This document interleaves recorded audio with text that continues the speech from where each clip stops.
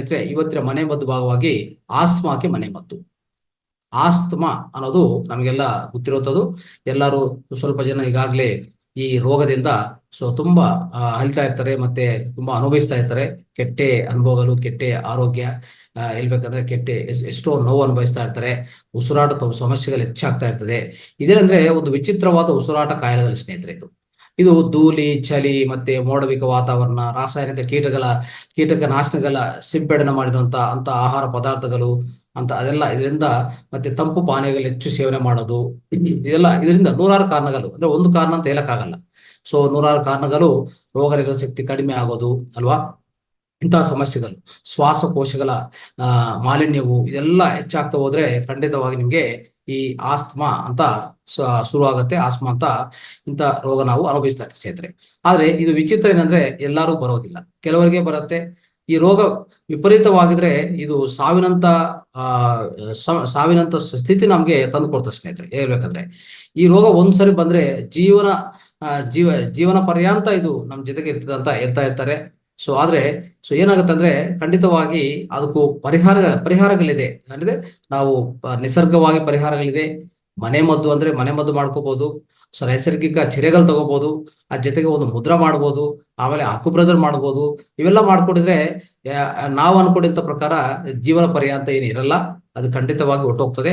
ಅದನ್ನು ಗುಣಪಡಿಸ್ಕೋಬಹುದು ಅಂತ ನಾನು ಹೇಳ್ತಾ, ಇಂದಿನ ಕಾರ್ಯಕ್ರಮದಲ್ಲಿ ಮತ್ತೆ ಸಮಗ್ರ ಚರ್ಯಗಳು ಅಂದ್ರೆ ಒಂಥರ ನಿಸರ್ಗ ಕ್ರಮಗಳು ಏನ್ ತಗೋಬಹುದು ಈ ವ್ಯಾಧಿ ಬಂದ್ರೆ ಅನ್ನೋದು ಸ್ವಲ್ಪ ತಿಳ್ಕೊಂಡಾಗ ಪ್ರಯತ್ನ ಮಾಡಿ ಸ್ನೇಹಿತರೆ.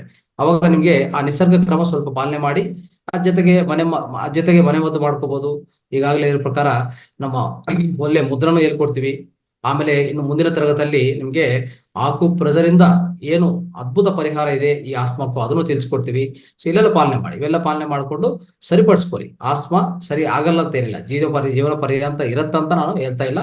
ಅದು ನೋಡಿ, ಅಂದ್ರೆ ಎಲ್ಲರೂ ಹೇಳ್ತಾ ಇರ್ತಾರೆ. ಅಂದ್ರೆ ನಮ್ಮ ಇತ್ತೀಚಿನ ಈ ನವೀನ ವೈದ್ಯಕೀಯ ಈ ಭಾಗದಾಗಿ ಅವ್ರು ಹೇಳ್ತಾ ಇರ್ತಾರೆ. ಆದ್ರೆ ನಾವು ಕೇಳ್ಬೋದು ಅಷ್ಟೇ, ಬಟ್ ಖಂಡಿತವಾಗಿ ಗುಣಪಡಿಸ್ಕೋಬಹುದು ಸ್ನೇಹಿತರೆ, ಏನು ಸಂಶಯ ಇಲ್ಲ. ರೈಟ್. ಈಗ ನಿಸರ್ಗ ಜೀವನ ಶೈಲಿ ಏನು ನಾವು ಅಳವಡಿಸ್ಕೋಬೇಕು ಈ ವ್ಯಾಧಿ ಬಂದ್ರೆ? ಆಸ್ತಮಾ ಪೀಡಿತರು ಏನ್ ಮಾಡ್ಬೇಕಂದ್ರೆ ನಿಯಮಿತವಾಗಿ ತಲಸ್ನಾನ ಮಾಡಬೇಕು. ತಲಸ್ನಾನ ಅನಂತರ ಕೂದಲನ್ನು ಸರಿಯಾಗಿ ಒಣಗಿಸ್ಬೇಕಾಗತ್ತೆ ಖಂಡಿತವಾಗಿ ಸ್ನೇಹಿತರೆ. ಇದು ದಯವಿಟ್ಟು ಪಾಲನೆ ಮಾಡಿ. ಆಮೇಲೆ ಸ್ನಾನಕ್ಕೆ ಬಿಸಿ ನೀರು ಅಥವಾ ತಣ್ಣೀರನ್ನು ಬಳಸ್ಕೋಬಹುದು, ತೊಂದರೆ ಇಲ್ಲ.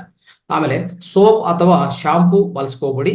ದಯವಿಟ್ಟು ಸೀಗಾಕಾಯಿ ಪುಡಿ ಮತ್ತೆ ಯಾವುದೇ ಅಡಿಕೆ ಪುಡಿ ಬಳಸ್ಕೊಂಡು ಸ್ನಾನ ಮಾಡಿ ತಲಸ್ನಾನಕ್ಕೆ ತುಂಬಾ ಒಳ್ಳೆಯದು. ಆಮೇಲೆ ರಾಸಾಯನಿಕ ವಸ್ತುಗಳನ್ನು ಯಾವುದು ಬಳಸಕ್ ಹೋಗ್ಬೇಡಿ. ರಾಸಾಯನಿಕ ಇರುವಂತಹ ವಸ್ತುಗಳನ್ನು ಯಾವುದು ಬಳಸಕ್ ಹೋಗ್ಬೇಡಿ, ತಿನ್ನಕ್ ಹೋಗ್ಬೇಡಿ. ಅದು ಮಿಶ್ರಮ ಆಗಿದ್ರೆ ದಯವಿಟ್ಟು ಅದು ದೂರ ಇಡಿ. ಓಕೆ. ಆಮೇಲೆ ಇದು ನಿಸರ್ಗ ಜೀವನ ಶೈಲಿ ನೀವು ಪಾಲನೆ ಮಾಡ್ಬೇಕಾದಂತ ಸ್ವಲ್ಪ ಅಂಶಗಳು ಹೇಳಿದ್ವಿ ಸ್ನೇಹಿತರೆ. ಮತ್ತೆ ಮನೆ ಮದ್ದು ಏನ್ ಪಾಲನೆ ಮಾಡ್ಬೋದು?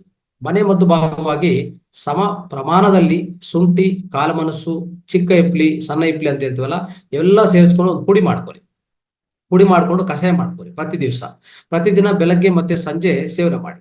ಈ ಕಷಾಯ ಮಾಡ್ಕೊಂಡು ತುಂಬಾ ಉತ್ತಮ ಫಲಿತಾಂಶ ಸಿಗತ್ತೆ ನಿಮಗೆ. ಆಮೇಲೆ ಎರಡನೇ ಮನೆ ಮದ್ದು ಏನಂದ್ರೆ ಜೀನ್ ತುಪ್ಪದಲ್ಲಿ ನೆನೆಸಿದ 6 ದ್ರಾಕ್ಷೆಯನ್ನು ದಿನಕ್ಕೂ ಒಂದು ಸರಿ ಖಾಲಿ ಹೊಟ್ಟೆಯಲ್ಲಿ ಸೇವನೆ ಮಾಡಿ ಸ್ನೇಹಿತರೆ. ಇದು ಅದ್ಭುತವಾದ ಫಲಿತ ಕೊಡುತ್ತೆ ನಿಮಗೆ. ಆಮೇಲೆ ಮೂರನೇ ಮನೆ ಮದ್ದು ಏನಪ್ಪಾ ಅಂದ್ರೆ ನಾವು ಮಾಡ್ಕೋಬೇಕಾಗಿರೋದು, 1 ಕಪ್ಪು ನೀರು ತಗೊಳ್ಳಿ, ಅದಕ್ಕೆ 2 ಸ್ಪೂನು ಗೋ ಆರ್ಕವನ್ನು ದಿನಕ್ಕೊಮ್ಮೆ ಖಾಲಿ ಹೊಟ್ಟೆಯಲ್ಲಿ ಸೇವನೆ ಮಾಡಿ. ಅವಾಗ ಇದು ಅದ್ಭುತವಾದ ಫಲಿತ ನಿಮ್ಗೆ ಕೊಡ್ತದೆ ಅಂತ ಹೇಳ್ತಾ, ಈ ತರ ಮನೆ ಮದ್ದುಗಳು ಮಾಡ್ಕೊಳ್ಳಿ ಸ್ನೇಹಿತರೆ. ಆಮೇಲೆ ಕೊನೆಯದಾಗಿ ಒಂದು ಮುದ್ರ ಹೇಳ್ತೀನಿ, ಆ ಮುದ್ರ ದಯವಿಟ್ಟು ಪಾಲನೆ ಮಾಡಿ. ಈ ಮುದ್ರ ಹೆಸರು ಬಂದು ಏನಂತ ಹೇಳ್ತೀವಿ ಅಂದ್ರೆ ಲಂಗ್ ಆರ್ ಆಸ್ತಮಾ ಮುದ್ರ ಅಂತ ಹೇಳ್ತೀವಿ. ಇದನ್ನು ಮುದ್ರ ಹೆಸರೇ ಆಸ್ತಮಾ ಮುದ್ರ. ನೋಡ್ಕೊಳ್ಳಿ, ಮುದ್ರ ಹೆಸರೇ ಆಸ್ತಮಾ ಮುದ್ರ. ಖಂಡಿತವಾಗಿ ಇದು ಅದ್ಭುತವಾದ ಫಲಿತ ಕೊಡುತ್ತೆ. ಈಗಾಗಲೇ ಯಾರೋ ತೋರಿಸ್ತಾ ಇದ್ದಾರೆ, ದೀಪಾ ಮೇಡಮ್ ಅವರು. ತೋರಿಸಿ.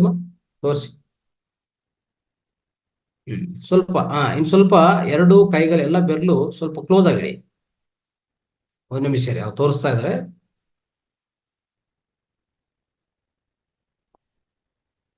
ಮತ್ತೆ ತೋರಿಸಿ.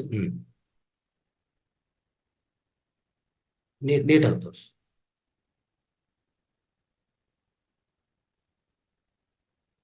ಎಲ್ಲ ಬೆರಳು ಕ್ಲೋಸ್ ಆಗಿರ್ಲಿ. ಓಕೆ. ಈ ಮಧ್ಯ ಬೆರಳು ಈ ಉಗುರು ಟಚ್ ಆಗ್ತಾ ಇರ್ಬೇಕು. ಮಿಕ್ಕಿ ಬೆರಳೆಲ್ಲ ಈ ತರ ಕ್ಲೋಸ್ ಆಗಿ ಇಟ್ಕೊಳ್ಳಿ, ಈ ತರ ಅಷ್ಟೇ. ಮಧ್ಯ ಬೆರಳಲ್ಲಿ ಆ ಉಗುರು ಪ್ರದೇಶ ಟಚ್ ಆಗ್ಬೇಕು. 2 ಉಗುರು ಪ್ರದೇಶ ಟಚ್ ಆಗ್ಬೇಕು. ನೋಡ್ಕೊಳ್ಳಿ ಸ್ನೇಹಿತರೆ ಎಲ್ಲರೂ. ದಯವಿಟ್ಟು ಗಮನಿಸಿ. ಆ ಪ್ರದೇಶದಲ್ಲಿ ಏನಿದೆ ಅಂದ್ರೆ ಸ್ನೇಹಿತರೆ, ನಮ್ಮ ಶ್ವಾಸಕೋಶಗಳಿಗೆ ಸಂಬಂಧಿತ ಪಾಯಿಂಟ್ಸ್ ಪ್ರೆಸ್ ಆಗತ್ತೆ.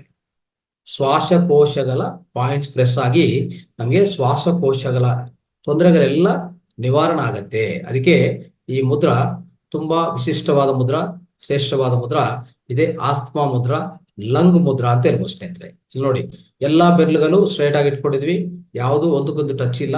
ಓನ್ಲಿ ಮಧ್ಯ ಬೆರಳಲ್ಲಿ ಅದನ್ನು ಉಗುರು ಪ್ರಾಂತದಲ್ಲಿ ಎರಡೂ ಉಗುರುನು ಟಚ್ ಮಾಡ್ತಾ ಇಟ್ಕೊಂಡಿದ್ವಿ. ಈಗ ಇಟ್ಕೊಂಡು ಹೀಗೆ ನೀವು ತೊಡೆ ಮೇಲೆ ಅಂದ್ರೆ ತೊಡೆವರೆಗೂ ಹೋಗಲ್ಲ, ಅದು ಸ್ವಲ್ಪ ನಮ್ಮ ಎಬ್ಡೋಮೆನ್ ಅಂದ್ರೆ ಹೊಟ್ಟೆದ ಪ್ರಾಂತ ಅಷ್ಟವರೆಗೆ ಇಟ್ಕೊಂಡು ಹೀಗೆ ಇಟ್ಕೊಂಡು ಒಂದು ನೀವು ಪ್ರಾಕ್ಟೀಸ್ ಮಾಡುವಾಗ, ಹೆಚ್ಚು ಪ್ರಾಕ್ಟೀಸ್ ಮಾಡೋಕ್ಕಾದ್ರೆ ಒಳ್ಳೆಯದೇ. ಇಲ್ಲಾಂದ್ರೆ ಅಟ್ಲೀಸ್ಟ್ ಕನಿಷ್ಠ ಪಕ್ಷ 20 ನಿಮಿಷ 30 ನಿಮಿಷ ಆ ಥರ ಪ್ರಾಕ್ಟೀಸ್ ಮಾಡೋಕ್ಕೆ ಪ್ರಯತ್ನ ಮಾಡಿ.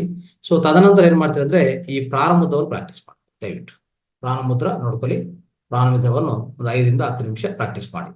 ಸೊ ಆಸ್ತಮಾ ಮುದ್ರಾ ಹೇಳ್ಬೇಕಂದ್ರೆ 50 ನಿಮಿಷ ಮಾಡಬೇಕು. ಬಟ್ ಆದ್ರೆ ಆಗಿಲ್ಲ ಅಂದ್ರೆ 20 ನಿಮಿಷ 30 ನಿಮಿಷ ಮಾಡಿಕೊಂಡು ತದನಂತರ ಈ 5 ರಿಂದ 10 ನಿಮಿಷ ಪ್ರಾರಂಭದವರು ಈ ತರ ಪ್ರಾಕ್ಟೀಸ್ ಮಾಡ್ಕೊಳ್ಳಿ. ನಿಮಗೆ ಅದ್ಭುತ ಫಲಿತ ಸಿಗತ್ತೆ ಸ್ನೇಹಿತರೆ.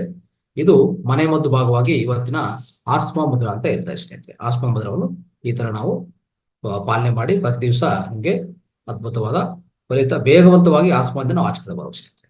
ಸೊ ಇಷ್ಟೆಲ್ಲ ಅಂಶಗಳು ಇವತ್ತಿನ ಕಾರ್ಯಕ್ರಮದಲ್ಲಿತ್ತು. ಎಲ್ಲ ನಾವು ಈಗ ಪೂರೈಸ್ಕೊಂಡಿದ್ದೀವಿ ಸ್ನೇಹಿತರೆ, ಪೂರ್ಣಗೊಳಿಸ್ಕೊಂಡಿದ್ದೀವಿ. ಥ್ಯಾಂಕ್ ಯು, ಧನ್ಯವಾದ.